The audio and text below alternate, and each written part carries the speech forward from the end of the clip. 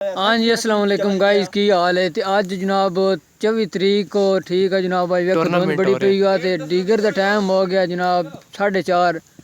अज असी इंजॉय कर रहे हैं क्रिकेट खेड क्रिकेट खेड रहे हैं वेखो भाई रमीज बैटिंग कर रहे हैं सकलैन और हसनैन फील्डिंग तानो सकलैन बॉलिंग करा रहे जमार शबाज साहब भी आ गए श्याम साहब भी आ गए उस तो बाद असी जनाब वेखो अग बाली हुई है बड़ा माहौल बनाया हुआ यकीन करो ए चेक करो मार जैन साहब पीछे जनाब मार जुबैर साहब काशिफ गंदल साहब तो जनाब वेखो इंजॉय कर रहे हैं आग शक बाली हुई है सैयद बिसम इधर देखो बिसम क्या कर रहे हो बोलो ना क्या कर रहे हो ये किधर से ले आए हो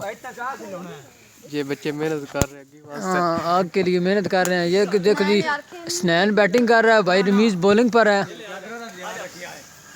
चादर तड़कदा ही नहीं जाती बस कर इतना ही होंदा बिलाल आ रमीज संगी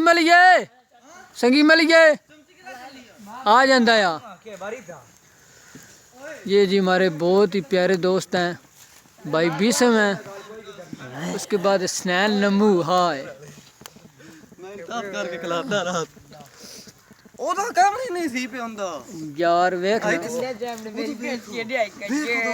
काश जो है वो लड़ाई कर इधर से सुनी बटेर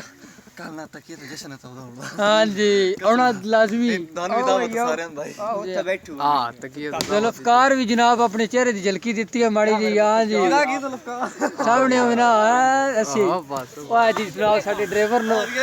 ਗੱਡੀਆਂ ਦੇ ਤਾਂ मार करने का बात करना भी सिरा बड़ा है एक ही वीडियो